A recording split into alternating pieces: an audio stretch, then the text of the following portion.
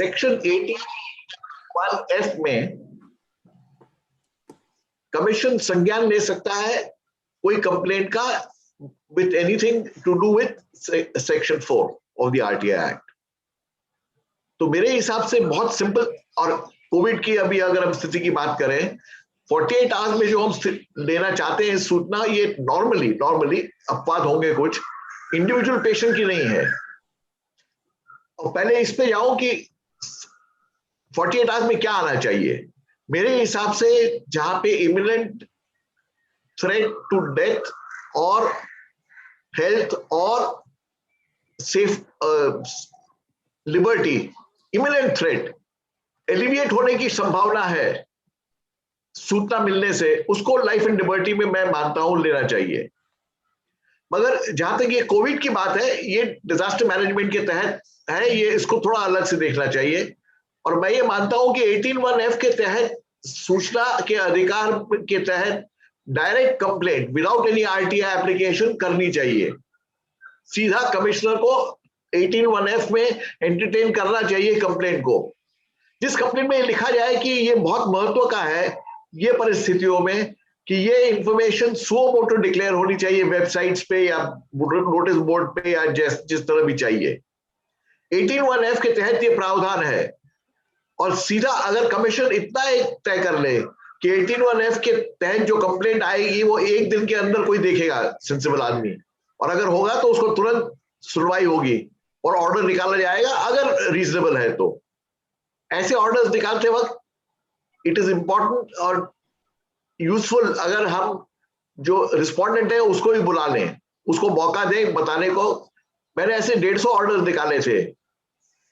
18(1)F बहुत बड़ा, जो सुप्रीम कोर्ट के डिसीजन से भी हर्ट नहीं होता है, क्योंकि इंफॉर्मेशन डायरेक्ट एप्लीकेंट को देने की बात ही नहीं है। जो मैटर्स सेक्शन 4 में आना चाहिए, और सेक्शन 4 में आना चाहिए, मेरे हिसाब से कमीशन कह सकता है, ऑर्डर दे सकता है कि हमारे हिसाब से ये इंफॉर्मेशन तुम्हें सेक्शन 4 में प्रकट करनी चाहिए, इसको ये टाइप पे अपडेट करना चाहिए। और फिर अगर सेक्शन 4 के वो ऑर्डर के इम्प्लीमेंटेशन को कमीशन और इक्वली रिस्पॉन्सिबल मैं कहता हूं सिविल सोसाइटी, नागरिक अगर देखें कि वो अमल में हो रहा है या नहीं, और नहीं हो तो इस मामले को अगर संज्ञान ले कमीशन, तो मेरे हिसाब से ये बहुत अच्छा रास्ता है, निकल सकता है इसका। अगर हाईकोर्ट ने ये आदेश दिया होता तो अच्छा रहता, बट आदेश के बिना भी कानून है, कानून हमारी फेवर में है। सवाल इतना ही है कि सब कमिश्नर्स को इसका संज्ञान लेना चाहिए, और जैसे ही कंप्लेंट आए विदिन 24 आवर्स या 48 आवर्स जो भी है, घंटों की बात छोड़ दीजिए, जैसे ही कंप्लेंट आए हो सके उतना जल्दी से जल्दी इसको अटेंड किया जाए, तो मेरे हिसाब से बहुत फर्क पड़ सकता है, बहुत फायदा हो सकता है। और बहुत सारी इंफॉर्मेशन जो जनता को चाहिए, ये 50-100 का लिस्ट होगा शायद, कौन से हॉस्पिटल में क्या पोजीशन है, कौन सी दवाई कहाँ मिल रही है, कौन से बेड्स खाली हैं, कौन से ऑक्सीजन बेड्स है, इस तरह के। इनफैक्ट मैं तो सजेस्ट करता हूं कि अगर आरटीआई यूजर्स और एक्टिविस्ट जो हेल्थ केयर में काम कर रहे हैं और जो कोविड में थोड़ा ज्यादा काम कर रहे हैं, वो अगर एक लिस्ट बना दें और सर्कुलेट करें हर एक स्टेट में, कि हर एक स्टेट में ये कमीशन के पास 18(1)F के तहत कंप्लेंट की जाए और कमिश्नर्स को मनाया जाए। और मेरे हिसाब से ज्यादातर कमिश्नर्स मानने भी चाहिए। एक हकीकत में कहूं तो ये कमिश्नर्स का भी अच्छा दिखाई देता है ऐसा ऑर्डर निकालना, कि भाई देखो हमने कोविड के लिए हमने ये कर दिया, तो कमिश्नर्स के लिए भी अच्छा है, जनता के लिए अच्छा है, और पूरी सिस्टम के लिए बहुत फायदा हो सकता है। और अगर किसी को कोई डाउट है मुझे बताइए, मेरे हिसाब से कानून में प्रावधान है और इस प्रावधान का इस्तेमाल होना चाहिए। धन्यवाद। शैलेश जी, मेरा एक क्वेश्चन है। Virtually the information commission is virtually closed, it is locked in Karnataka. देखिए बेलूर जी, सर, इरिस्पॉन्सिबल लोग जो सरकारी पगार लेते हैं और घर पे आराम करते हैं, उनके लिए मेरे पास कोई सोल्यूशन नहीं है, उसके लिए मैं कुछ नहीं कह सकता हूं। मगर अगर उनको शर्म करें, महाराष्ट्र में हुआ है, किसी अस्पताल ने कोविड के लिए बहुत ज्यादा पैसा खर्च किया, किसी ने कपड़ा निकाल के खड़ा हो गया, तो अगर कमिश्नर्स इस तरह से हैं तो शायद लोगों को कपड़ा निकाल के उनके घर के बाहर खड़ा रहना पड़ेगा। Sir, another is the Karnataka Information Commission has stopped accepting complaints under Section 81, citing this Supreme Court order that is 10787 of Point out to 2011. them that under Section 18(1)(f) पढ़िए, उनको बोलो 18(1)(f) पढ़िए, हाथ जोड़ के बोलिए कि सर पढ़िए प्लीज, आप नहीं पढ़ते तो हम आपको पढ़ के सुना देंगे। 18(1)(f) says, yes, sir. Let me just repeat it for the benefit of everyone. 18(1)(f) says, in respect of any other related to requesting or obtaining access to records under this act. Yes. 18(1)(f) clearly, अभी काम ही नहीं करना है तो उसको तो मैं क्या कर सकता हूँ? घोड़े को पानी तक लेके जा सकते हो। That is the problem, sir. That is a problem that at least I have no solution for. What can I tell you? Yeah. That is the ground reality. Like that gentlemen go to the houses of information commissioners who are sitting at home and remove your clothes and stand there. मुझे लगता है कि mister Girish बेलू ने he has raised a very valid point that किसी भी information commission में ये मैकेनिज्म ही नहीं है जो लाइफ एंड लिबर्टी मैटर को अलग से डील करते हैं।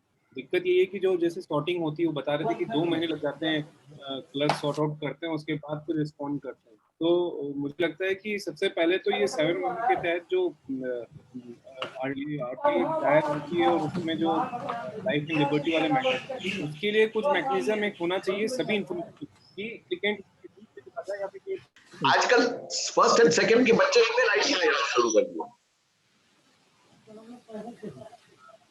ईमेल आईडीज भी नहीं है सर उनके पास। उनके स्टाफ के ईमेल आईडी दे रहे कि भाई ये no they are not giving, sir. They are not notifying even that also here. Give one email ID where you say for life and liberty you file your complaint and we'll listen to it. If they have any seriousness about being an RTI commissioner is not like being a doctor facing COVID patients. Yes. तो Covid के time पे अगर information commissioners इतना भी नहीं करेंगे तो I am sorry but I have a very poor opinion of this. Yeah.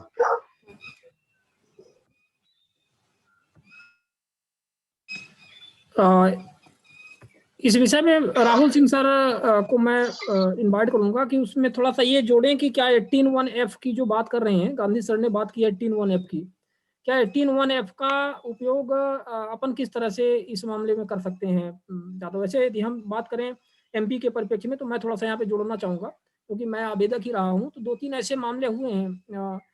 Dhiraj sir, विशेष तौर पे हम आपके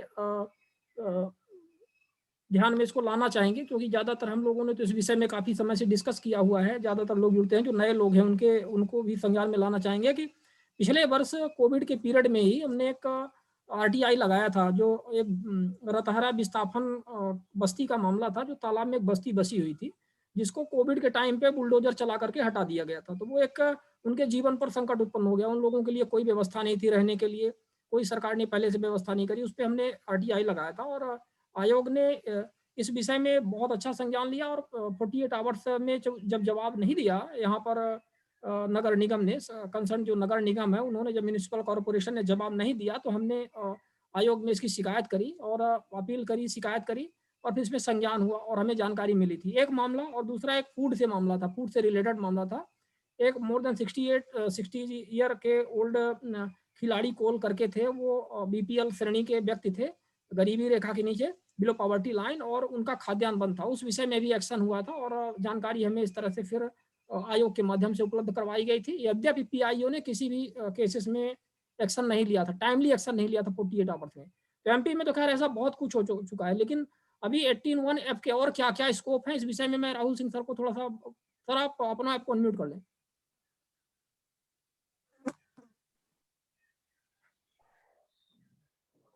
शिवानंद जी, उसमें आपने ये तो बता दिया कि जिसमें एक्शन हुआ था, आपने ये नहीं बताया जिसमें एक्शन नहीं हुआ।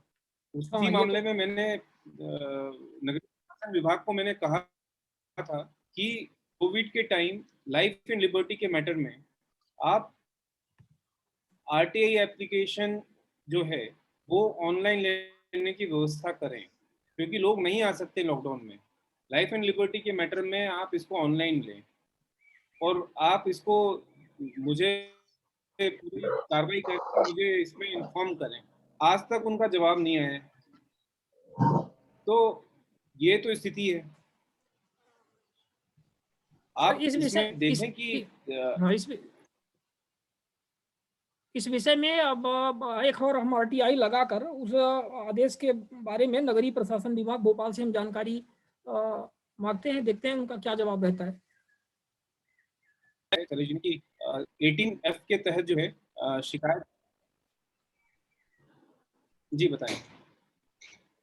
ये एक्चुअली थोड़ा सा नेटवर्क का भी इशू आ रहा था, तो यही कहना था कि उस विषय में नगरीय प्रशासन वाली आपने जो चर्चा की है, तो उसमें अब एक आरटीआई लगा करके, चूंकि फिर कोविड का ही दौर चलता रहा, बीच में वो अपन जानकारी नहीं निकाल पाए, तो उसमें एक आरटीआई लगा करके हम जानकारी नगरीय प्रशासन से निकलवाते हैं कि उस आपके आदेश पर उन्होंने क्या कार्रवाई की, उन्होंने क्या व्यवस्था की, क्योंकि अभी तक तो उन्होंने व्यवस्था नहीं की है इस तरह के आवेदन लेने की।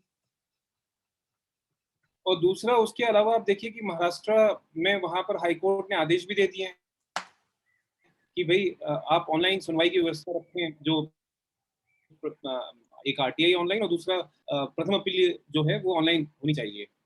तो जब बाकी सारी कोर्ट्स जो है इतने प्रोग्रेसिव ऑर्डर्स लेकर के आ रही हैं, उस समय आप लाइफ एंड लिबर्टी जैसे मैटर में जो कि बहुत ही महत्वपूर्ण मैटर है, लोगों के संवैधानिक अधिकार से जुड़ा हुआ मैटर है, तो उसमें इस तरह का कैलॉस एटीट्यूड जो है वो ठीक नहीं है। बिल्कुल सर, बहुत ही महत्वपूर्ण बात आपने जोड़ी है। आत्मदीप सर, आप इसमें कुछ अपना बिंदु आप रखना चाहेंगे टोटल डिस्कशन में, क्या कुछ इसमें किया जा सकता है लाइफ एंड लिबर्टी वाले मामलों में?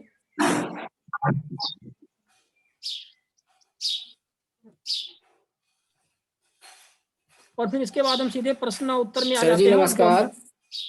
हमें लगता है कि आदित्य सर नेटवर्क क्षेत्र में नहीं है। अब हम सीधे वैसे आ जाते हैं, अपन डिस्कशन में आ जाते हैं, और हम जो हमारे नए पार्टिसिपेंट्स हैं, सबसे पहले तो उनको हम इनवाइट करेंगे कि हमारे जो नए पार्टिसिपेंट्स हैं वो अपने बारे में कुछ थोड़ा बहुत बताएं। जो भी नए नए लोग जुड़े हैं पहली बार, तो कृपया आप लोग एक एक करके 30-30 सेकंड, एक एक मिनट में अपने आप को एक्सप्लेन करें और थोड़ा सा अपने कार्यों के बारे में बताएं, हमारे नए पार्टिसिपेंट्स। शिवानंद जी। हाँ जी सर, आत्मदीप सर जुड़ चुके हैं। हम अनम्यूट नहीं हुए थे। हाँ, अनम्यूट नहीं हुए थे, इसलिए आवाज नहीं जा रही थी। जी जी। यहाँ माननीय शैलेश गांधी जी ने जिस धारा 18(1) की उपधारा F का उल्लेख किया है, वो उस धारा में क्या है, ये सबकी जानकारी के लिए हम हिंदी में बताना चाहेंगे। धारा 18(1) में लिखा है कि इस अधिनियम के अधीन सूचना आयोग का कर्तव्य है कि वो निम्न में से किसी ऐसे व्यक्ति से शिकायत करे और उसकी जांच करे। इसके और बिंदुओं के बाद आखिरी बिंदु में है जो जिसको धारा 18(1) F कहेंगे, इस अधिनियम के अधीन अभिलेखों के लिए अनुरोध करने या उन तक पहुंच प्राप्त करने से संबंधित किसी अन्य विषय में। इसका आशय स्पष्ट है कि आरटीआई एक्ट के तहत जिस भी रिकॉर्ड के लिए अनुरोध किया गया है वहां तक आवेदक की पहुंच बनाई जाए। इस विषय का आयोग संज्ञान ले सकता है, ऐसा आशय शायद माननीय जी का था। दूसरा, यहाँ बात हो रही है कि कई कोर्ट, हाई कोर्ट ने भी ऑनलाइन की व्यवस्था की है, कुछ हाई कोर्टों ने भी की है, और सूचना आयोगों को या प्रथम अपीलीय अधिकारियों को भी कहा है कि वो ऑनलाइन अपीली करने की और उसके निराकरण की व्यवस्था करें। लेकिन वस्तु स्थिति ये है, जिसकी मुझे जानकारी है, राजस्थान और मध्य प्रदेश के ज्यादातर सूचना आयुक्तों ने ही अपनी ईमेल आईडी सार्वजनिक नहीं की हुई है, जैसी बेलूर जी ने कर्नाटक के बारे में भी बताया। जी राजस्थान में नारायण बारेट से इक्का दुक्का कोई सूचना आयुक्त थे जिन्होंने अपनी ईमेल आईडी सार्वजनिक की, बल्कि अपना ज्यादातर सूचना आयुक्तों ने मोबाइल नंबर भी सार्वजनिक नहीं किया। मध्य प्रदेश सूचना आयोग में यह एक ठीक व्यवस्था थी। अभी वर्तमान में क्या हो, माननीय राहुल जी स्पष्ट करेंगे कि जो आयोग के अंडर सेक्रेटरी थे पिछले, पराग कटकरे जी, उन्होंने एक मेल आईडी बनाई हुई थी अपनी अंडर सेक्रेटरी के नाम से, और उस पर जो भी मेल आती थी वो संबंधित सूचना आयुक्त को उसको प्रिंट निकाल के पहुंचाती, वर्तमान में व्यवस्था है।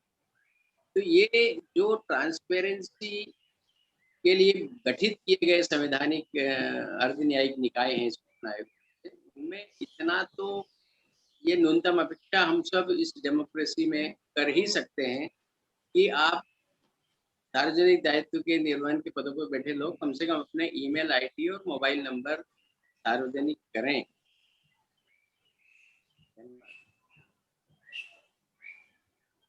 जी बिल्कुल। कांटेक्ट और कैसे ये करेगा ऑफिस में? हाँ, फोन नहीं, सही क्योंकि आप स्टाफ के पास बहुत काम होता है। सही कहा सर और आपने। सर ये बाकी कुछ नंबर तो सर आत्मदीप सर आपने ही मतलब दिए हैं सर, बाकी ने तो आपने ही कुछ ईमेल और कांटेक्ट नंबर शेयर किए हैं सर फेसबुक पे, आत्मदीप सर ने। उस पर भी कुछ माननीय आयुक्तों ने, जो हमें जानते हैं, आपत्ति व्यक्त की कि आपने हमारे नंबर या आईडी क्यों सार्वजनिक कर दी, लेकिन हमने इस संदेशों को ध्यान में रखते हुए सार्वजनिक, ये कोई छिपाने की चीज नहीं। सही जी बात सर, है। बढ़िया कर रहा सर। ट्रांसपेरेंसी की बात करते हैं तो सबसे पहले वहाँ स्वयं ट्रांसपेरेंसी आनी चाहिए, वो स्वयं भी चीज़ों को साझा करें। और आपने कहा माननीय कि राहुल इसकी मिसाल है, उन्होंने mail ID, mobile number, YouTube, social media के जितने अकाउंट है, सबकी जानकारी सार्वजनिक की हुई। इससे दूसरे लोगों को भी प्रेरणा लेनी चाहिए अगर वो वाकई ट्रांसपेरेंसी की कमिश्नर है। सर एक दो बार लगाया था करकरे जी को हेमंत करकरे जी को, तो उन्होंने बोले कि यार आपको ये नंबर हमारे कहाँ से मिल गए यार। तो करकरे जी की छुट्टी हो गई है, कोई दूसरे अवर सूचना आयुक्त आ गए उनकी जगह, अवर आयुक्त सचिव, वो हेमंत ठाकरे जी नहीं, खरे जी हैं अभी। आप सूचना आयोग का व्यवहारिक अनुभव है कि लैंडलाइन नंबर आप दिए, सार्वजनिक किए हुए वेबसाइट पे, अगर आप उनको फोन करेंगे तो बहुत कम फोन अटेंड होंगे, क्योंकि जो रीडर या पीए फोन उठाने वाले हैं उनके पास इतना वर्कलोड होता है कि वो अपना काम निपटाने में लगे रहते हैं, फोन सुनने में इंटरेस्टेड नहीं रहते, बहुत फोन आते हैं। ये व्यवहारिक समस्या।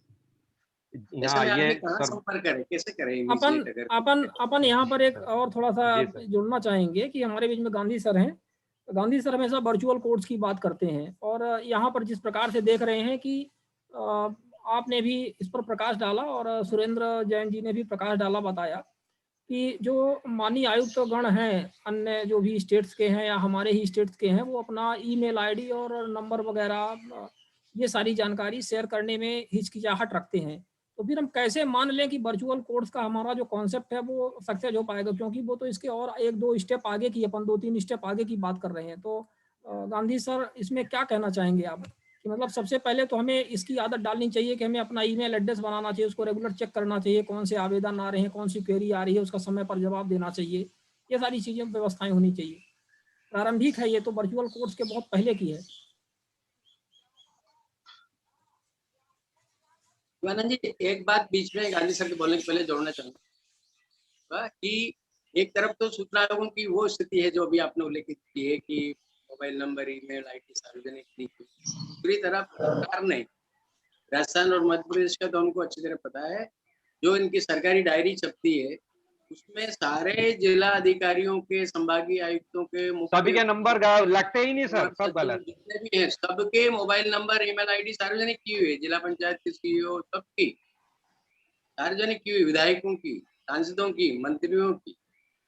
लेकिन इतनी सारी चीजें होने के बावजूद तो पे क्यों लागू नहीं है? गांधी सर कुछ शब्द जोड़ना चाहेंगे इस पर? नंबर ही नहीं लगते उनसे। देखिए, वर्चुअल कोर्ट्स का आपने जिक्र किया, वो थोड़ा अलग है। मैं मानता हूं हर न्यायिक और अर्ध न्यायिक व्यवस्था को वर्चुअल अपीयर होने का खुद से नोटिस में कहना चाहिए, चॉइस देनी चाहिए एप्लीकेंट्स को एंड सरकारी अफसरों को। फर्स्ट अपील में भी होना चाहिए, हो नहीं रहा है बहुत जगहों पे। हमने भी यहाँ सर्कुलर निकलवा लिया मगर उसको भी अमल करवाने में तकलीफ आ रही है। इंफॉर्मेशन कमिश्नर्स को भी रिक्वेस्ट करनी चाहिए कि सब फर्स्ट अपील अथॉरिटीज को आदेश दिया जाए कि नोटिस में ये ऑप्शन होना चाहिए एप्लीकेंट को एंड ऑफिसर को कि वर्चुअली अपीयर हो। अगर वर्चुअली अपीयर होंगे तो सबका टाइम बचेगा, पैसे बचेंगे, अफसरों के भी बचेंगे, एप्लीकेंट्स के भी बच जाएंगे। जहां तक कोर्ट्स की बात है, एक हम भयंकर स्थिति के तरफ जा रहे हैं। कोविड तो फिर भी 1 साल 2 साल में, उम्मीद करता हूं 3 महीने में खत्म हो जाएगा, ऐसा हम उम्मीद करते हैं, हम रास्ता निकालेंगे कुछ। मगर जो न्यायिक व्यवस्था का हो रहा है, ये तो सोच नहीं सकते हैं। पहले हमने 12 साल का स्टडी किया है, हर साल एवरेज 4 से 5 लाख केस की बैकलॉग बढ़ती थी और उसको कोप नहीं कर सकते थे कोर्ट की व्यवस्था। डिलेज बहुत होती थी, गरीब आदमी तो पिस जाता था, उसका तो केस ही कोई नहीं सुनता था। 2020 के साल में जैसे इंफॉर्मेशन कमिश्नर्स का वेलू जी बता रहे थे, वैसे ही कोर्ट्स भी ज्यादातर चली नहीं चली ऐसा चला है, वर्चुअली थोड़ा बहुत चले नहीं चले। 1 साल के अंदर 51 लाख केस की बढ़ोतरी हो गई है बैकलॉग में। पहले 12 साल में 50 लाख का था, अभी 1 साल के अंदर 50 लाख बढ़ गए हैं।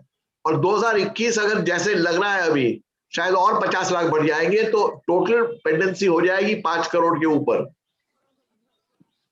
इस परिस्थिति से ये न्यायिक व्यवस्था बढ़ेगी ही नहीं।